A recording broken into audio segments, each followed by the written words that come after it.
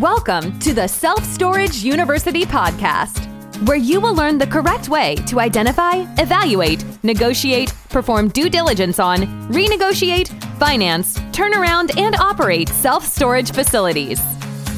And now, here is your host, a partner in one of the largest real estate portfolios in the U.S. with nearly $1 billion of holdings, Frank Rolfe.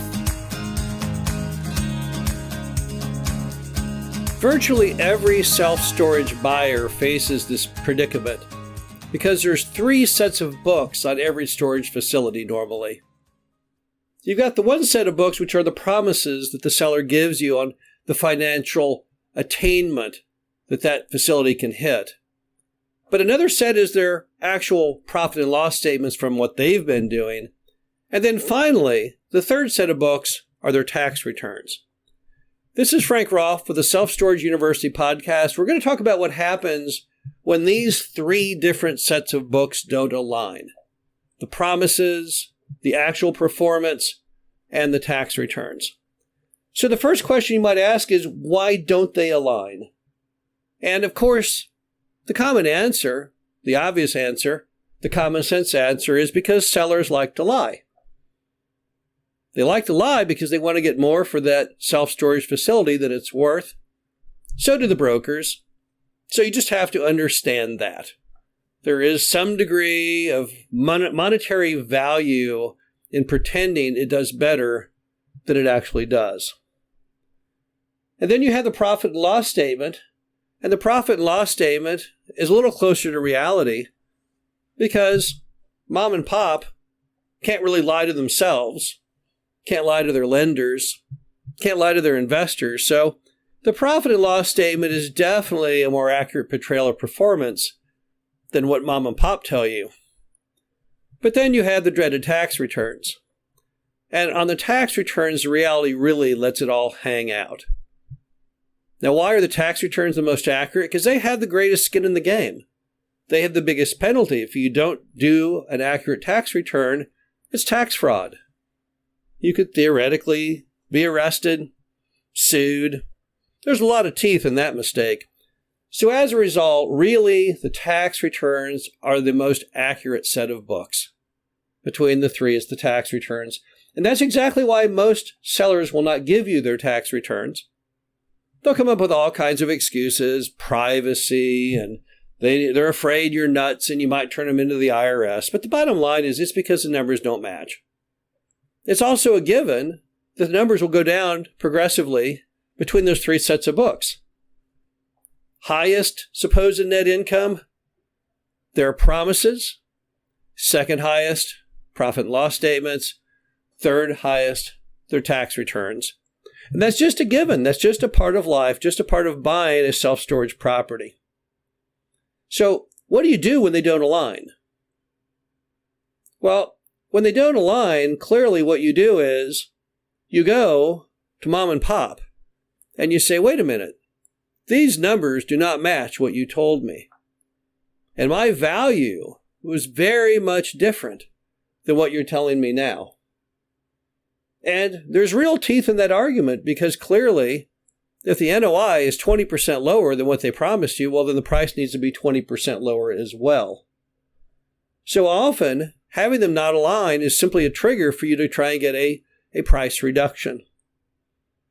Or, if they won't do a price reduction, well, then the other option would be to demand them to carry the paper, carry the financing. Because tell them that the bank isn't going to do this deal. These things don't align. The bank will be spooked. So if I can't use a bank, if I can't get a bank loan, you'll have to carry the paper. You'll have to be the bank.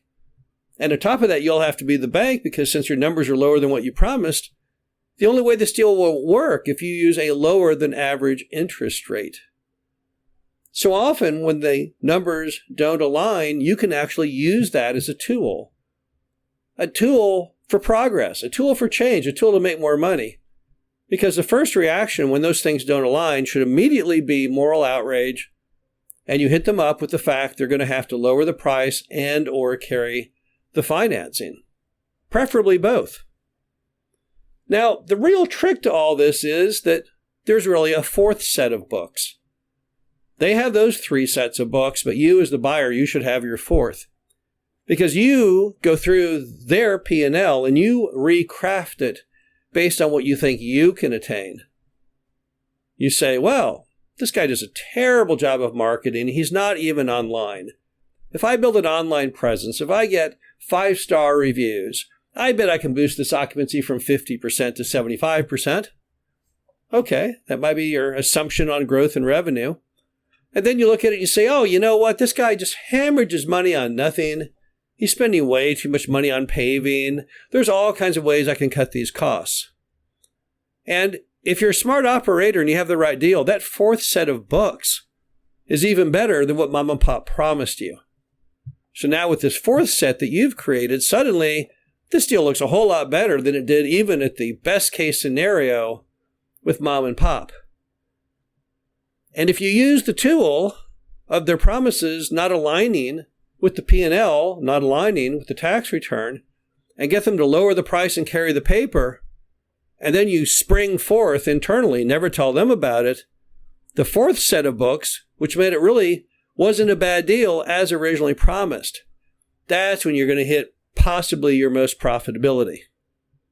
Now, it's also important to note in this equation that the mom and pop seller that will be the most susceptible to having these 3 sets of books not aligned is going to be your traditional more mom and pop. Big corporate owners with computerized records, it's very unusual for them to make any errors, and things may well align. But that's not really where the money is in self-storage anymore, right? All those urban multi-story self-storage facilities right now are barely surviving, if they even will. With interest rates doubled, cap rates doubled, most of them are underwater. Just a matter of time before it all shakes out and all comes tumbling down. But if you go to those suburban and exurban markets, out of town, more rural areas, where you can deal directly with moms and pops, that's where you're going to find the better deals. And that's where you're going to find these options to take advantage of their multi-sets of books with your own set of books and forge the best deals of all. This is Frank Rolfe, the Self-Storage University podcast. Hope you enjoyed this. Talk to you again soon. Thank you for listening to the Self-Storage University podcast. Be sure to visit us at ssupodcast.com, where you can learn the correct way to identify, evaluate, negotiate, perform due diligence on, renegotiate, finance, turnaround, and operate self-storage facilities.